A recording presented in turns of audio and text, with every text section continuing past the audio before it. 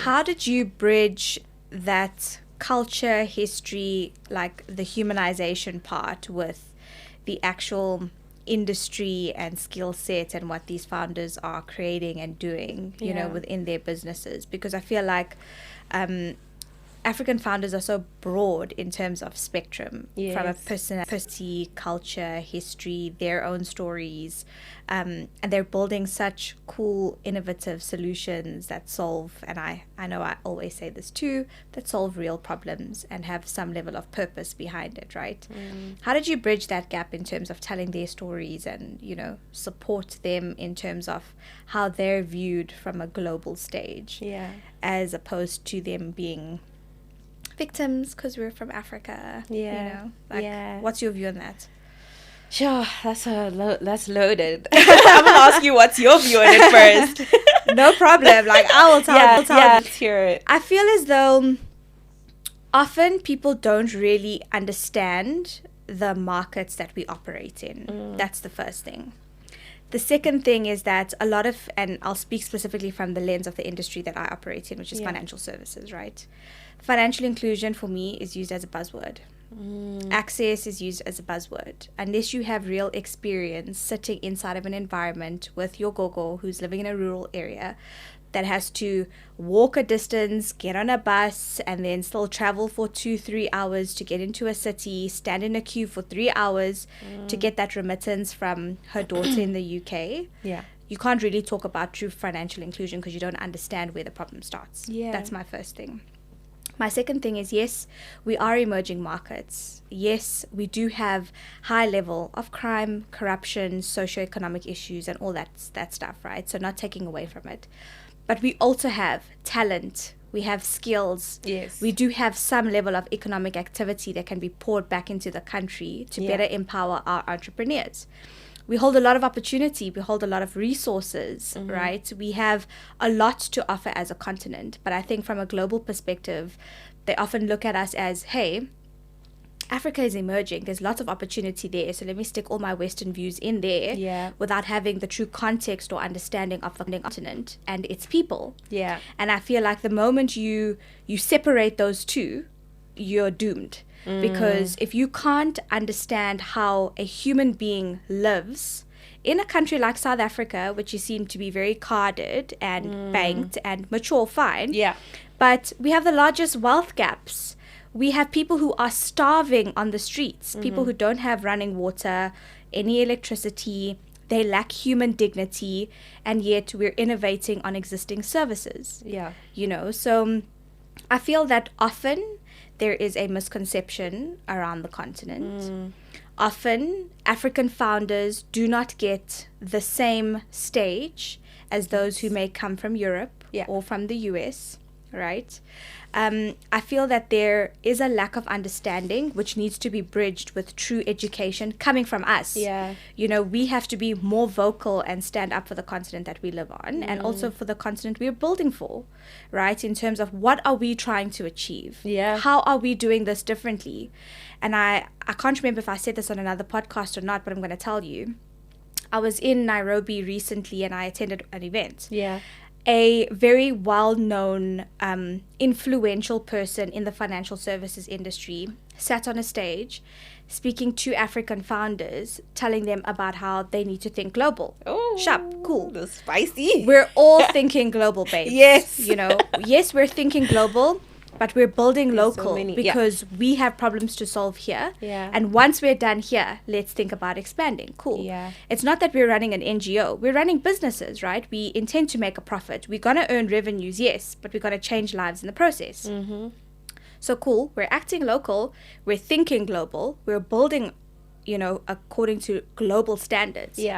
But then he went on to say, you know, you should one of your goals should be like a US founder or a European founder. I'm like, boy, bye. No. You know, like, pipe down. Because first, like, that's how the rude, problem bro. right there. Like, you're sitting in front of African founders. Right US founders, European founders, and other founders from around the world should persevere to become like African founders because we are resilient. 100%. We lack opportunity. 100%. We really do lack access. We lack capital. We lack resources. Yeah. We're victims, right?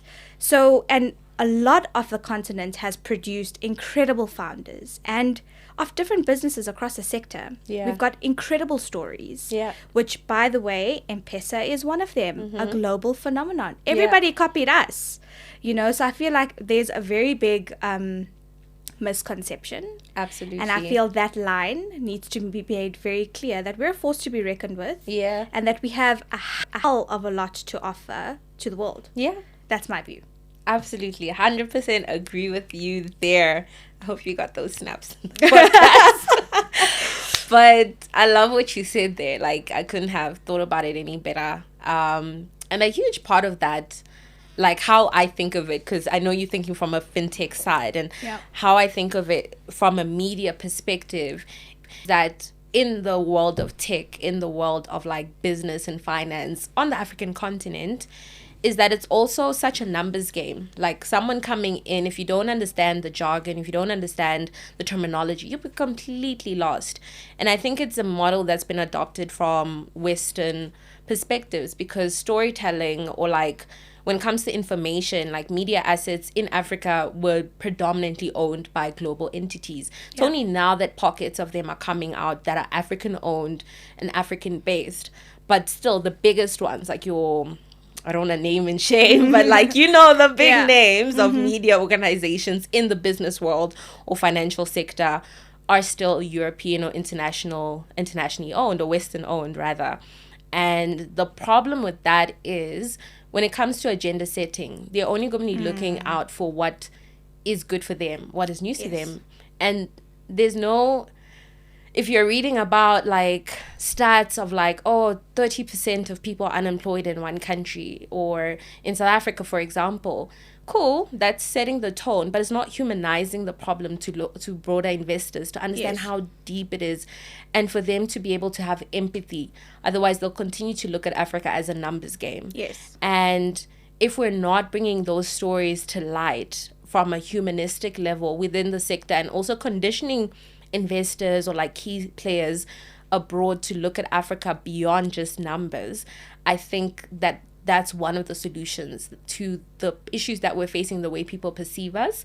Because I mean, someone like that coming on stage and saying you need to do this, or you need to become like, no, we don't have to become like anyone else. Exactly. And we've borrowed so much from the Silicon playbook that right now it's time that we create our own African playbook. We create the way we want to perceive ourselves, and also unearth a lot of the founders and businesses that haven't had the limelight. Because another problem within just storytelling or media is that you're seeing the same people all the time. My gosh, the speaker circuits. Like, guys, it's like the same faces, the same people. So we're giving the mic around, but it's to the same people. And like, we need to broaden what that looks like. We need to open it up to founders who have failed. Like, why are we only giving success or like platforms to founders that have done successes? But like, let me learn. Did you learn from your failure? If so, don't be afraid to talk about that. Teach us. Like, we're focused too much on just telling a one-sided story, when there's two sides, or more than two sides to a particular story. And I think we need to get to a space where founders or like people in the ecosystem can be open enough to tell the truth, but from their own story, and be like, it's okay. It's not doesn't always be a numbers game. The numbers are important, but what is the story behind those numbers? Because people do business with people. And we start with people. I think another challenge to that is like, the story of entrepreneurship is always like centered around the founder, which sometimes can be a double-edged sword, because the founder can only like hold on so much. And like, that's why you build teams. You have people around you, like your operators, for example, that could be like the tech person creating the app that works in partnership with the founder. That story isn't told. You can get like the different aspects, or like the different people that come into building that business, and those stories also can be told. But I don't feel like we focus too much on that, and what that happens is it does create the celebrity influence around the founder themselves, but also creates pressure on them that if the business fails, they have failed, which is not the case. Like, you're still a person, and like, it's okay if your business isn't going where you want it to go. Doesn't change your value as a human being. You just pick yourself up and you keep going. And I think there's a fine line between a business environment and thinking with your business cap on, and thinking with your heart cap on and your human being cap on, right? And I think that even though there is a difference, I feel that a lot of the time that should be interchangeable, not leading with emotion or leading with your feelings. It's around the fact that exactly what you're saying, we're still human. We're in our own strength and power trying to make business work, but we still can't control everything around us, and we do rely heavily on partners, on our own team that we're building, a business with. So I 100% agree with you, and I feel, like I don't know if I should be saying this, but I'm going to say it anyway. Like, one of the things that the team and I have been talking about right now, right, is believers, right, is that we want to build for the kingdom of God. I love that. So is your team fully Christian? All of them? Not all of us, but as a founding team, rather, the four of us are Christian, and we hold that very, very firm in our hearts, right? Yes, we are building according to business principles. Yes, we are trying to follow a YC playbook in terms of how this is usually done for a tech startup in Africa, right? Yes, we are pulling learnings from other African founders to see what mistakes have been made, but what went really well that we should try and replicate. We're applying, our own knowledge and expertise, but at the crux of it, we believe that our talents and abilities come from God. He's called us for a purpose, and he will bless us in this journey, right? And a part of that is, one of the Sundays my pastor gave a sermon about bees don't camp, they build, right? And in that he was talking about how bees build for the queen's kingdom. Oh, nice. Right? Nice. And it made us think, okay, cool. We're going to be doing all of this, and we have been blessed in a short period of time to have onboarded some clients. We're earning revenues, and we're making some really good traction. We want to tithe, and we're thinking about as a business. I love that. Okay, but then we're thinking about, okay, so what is the potential investors gonna say when they look at our books and they see this amount going to the church every month, And my feedback is, okay, firstly, from a heart perspective, God will help us figure this out. Because he knows our intentions, and he knows what we are trying to fulfill for his kingdom. It circles back to those three things that you called out earlier. It's like, how do you keep that inside of your practice, centered in your business, and still defend that to the world, when the world is not going to look at it from a godly perspective. They're going to look at it from a numbers perspective, And I'm using that as an example, but circling back to what you're saying, being bold in our own truth can sometimes exclude you from potential opportunities that you need, from potential investors, potential partners, potential business opportunities, or a way of doing something differently that's going to change the trajectory of your business. And I think a lot of the times, it's like, if something is scarce, you want to hold on to it as much as possible. And sometimes a fear of losing something that's not even yours yet can hold us back from being the bold African founder that the world needs to see. And I feel often that's what we need to normalize and make it okay, and get the rest of the world behind, which is such a big effort. But I mean, why can't it be done? And it just starts with you. And I really love what you guys are doing within that, because I'm like, I've actually never thought about if businesses also tithe, as a business. And I think that's setting a foundation for other Christian founders out there. Because like you said earlier, like in the industry, in your profession, people really talk about their spirituality.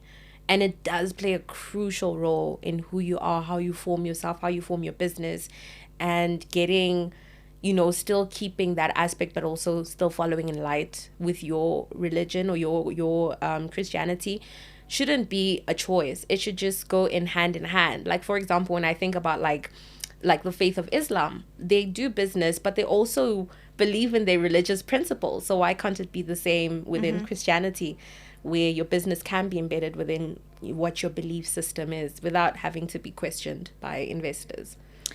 I completely agree, and I think we need a whole new podcast. Yeah, just for that. I know, because it's so deep. Interesting, and I feel like it is very deep, and I feel there are so many Christian founders out there that would grapple too on a global stage. Yes, based on numerous factors right now. But it's certainly something that we should circle back to and unpack. Yeah. I feel like it's very powerful. It is. In various aspects. It is. And it's also like, just as you were talking, I'm just thinking to myself, we say God is big and we trust in God to do big supernatural things.